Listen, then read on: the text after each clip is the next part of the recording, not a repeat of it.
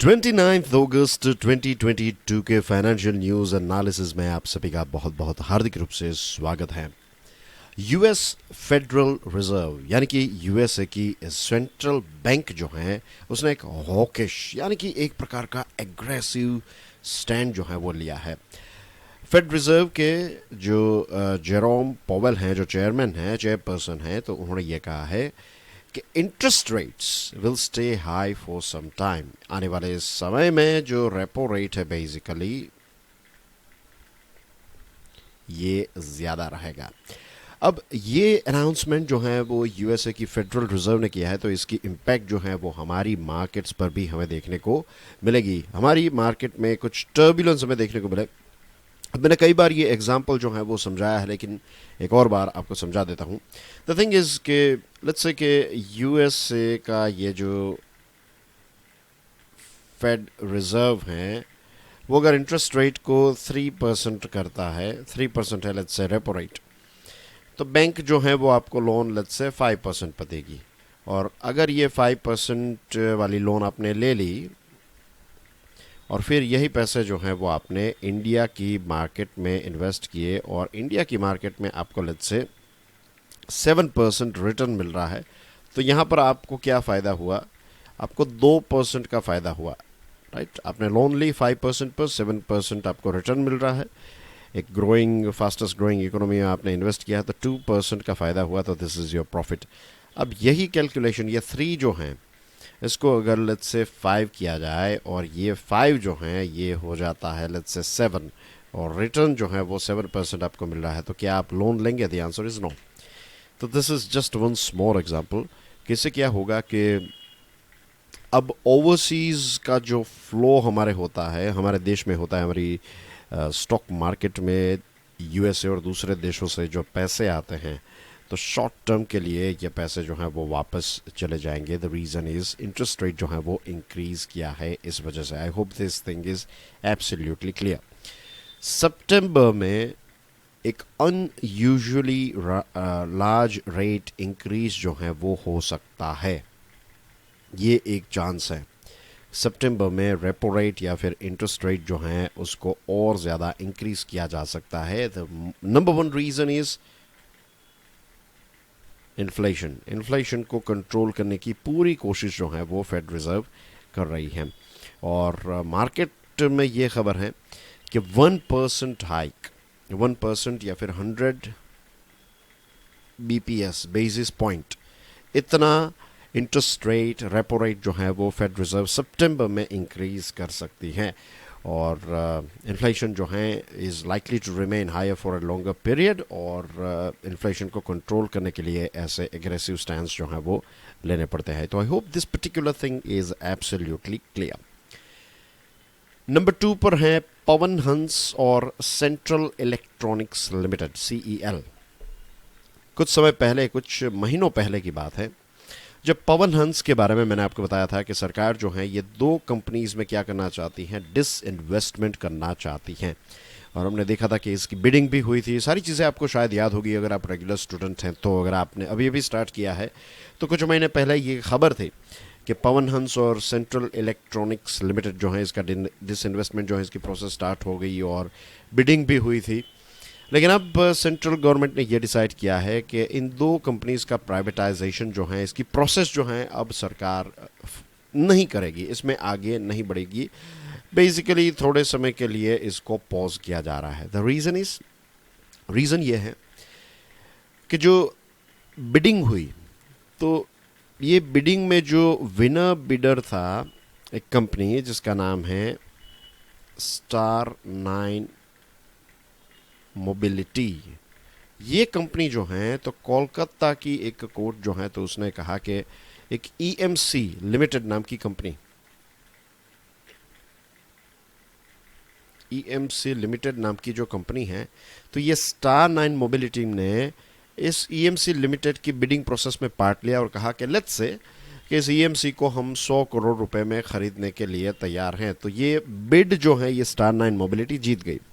अब बिड जीत ली, लेकिन बिड जीतने के बाद आपको पैसे भी देने पड़ते हैं, तो ये पैसे जो है वो स्टार 9 मोबिलिटी ने नहीं दिए फॉर वेरियस डिफरेंट रीजंस। तो ये चीज़ जो हुई इसकी वजह से कोलकाता की जो ये कोर्ट हैं उसने बताया कि ये चीज़ हाईलाइट की कि ये स्टार 9 मोबिलिटी ने तो ईएमसी लिमिटेड में ऐसा किया था। तो इस चीज़ को ध्यान में रखते हुए जो विनिंग बिडर हैं, जो स्टार 9 मोबिलिटी है, उसकी इंटेग्रिटी पर काफ़ी सारे प्रश्न खड़े हुए। तो इसी चीज़ को ध्यान में रखते हुए सरकार ने यह तय किया कि अब सेंट्रल गवर्नमेंट जो है इन दो कंपनीज के प्राइवेटाइजेशन की प्रोसेस को आगे नहीं बढ़ाएगी।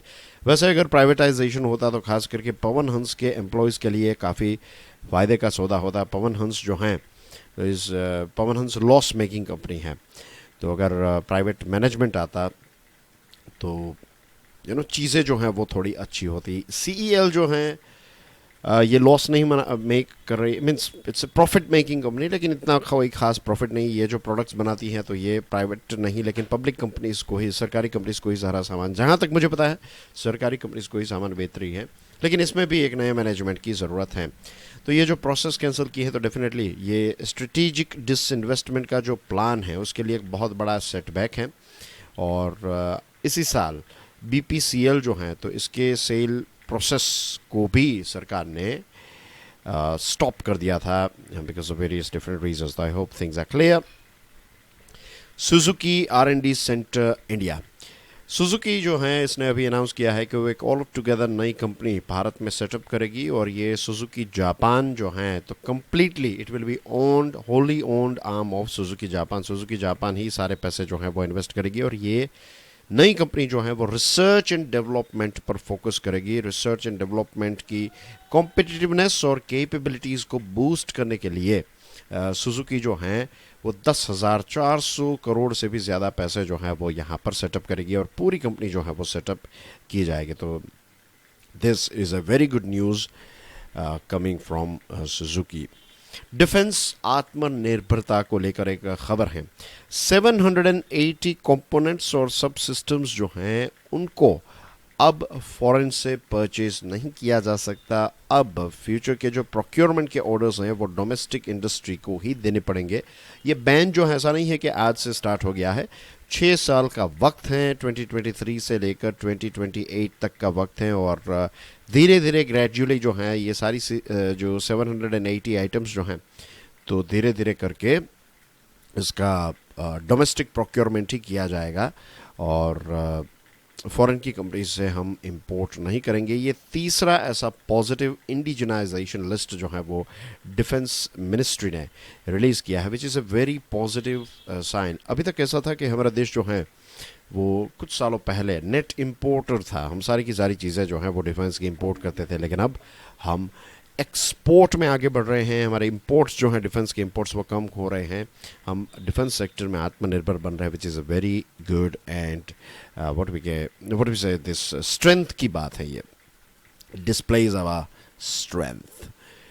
नेचुरल गैस प्राइसिंग पॉलिसी, सरकार जो है वो ये पॉलिसी में, ये नीति जो है उसमें कुछ बदलाव करने वाली है, ट्वीक करने वाली है, इसको थोड़ा और कैलिब्रेट करेगी ताकि जो ग्लोबल शॉक्स हैं इनकी इम्पैक्ट कंज्यूमर्स पर ना आए। सरकार ये मेक श्योर करेगी कि बायर्स के हित के लिए भी हो और प्रोड्यूसर्स जो हैं उनको भी प्रॉफिट कमाने का मौका मिले। तो एक बैलेंस लेकर सरकार जो है वो इसमें ट्वीक करने वाली है। और आने वाले समय में किरीट परीख जो एक इकोनॉमिस्ट हैं तो इनकी अध्यक्षता में एक कमेटी को गठित किया जाएगा और मिनिस्ट्री ने producers, consumers such as fertiliser, power and city gas companies जो हैं तो उनको कहा है कि आप अपने अपने रिप्रेजेंटेटिव्स जो हैं वो इस कमेटी के लिए नॉमिनेट कर दीजिए। कमेटी के रिकमेंडेशन जो हैं वो नई पॉलिसी को बनाने में काफ़ी मदद रूपी साबित रहेंगे। राइट, जो गैस गाइडलाइंस हैं 2014 की, तो उसके तहत क्या है कि यूएसए, कनाडा, यूरोप और रशिया में जो गैस की प्राइस है तो उसका वॉल्यूम वेटेड एवरेज निकाला जाता है और उसके आधार पर हर 6 महीने में हमारे देश में डोमेस्टिक प्राइस जो है उसको तय किया जाता है। लेकिन अब 2022 की, या आई डोंट नो वेदर 2022 में ये हो जाएगा या फिर 2023 में, बट जो नई पॉलिसी आएगी वो अप टू डेट होगी। Right. So that's everything in today's discussion dear friends. I hope आज की सारी चीज़ें आपको समझ में आ गई होगी. Please please please make sure कि आप इस लेक्चर को दूसरे स्टूडेंट्स के साथ शेयर ज़रूर करें. I will see you soon with some more interesting videos. Till then enjoy your studies. God bless you all. जय हिंद.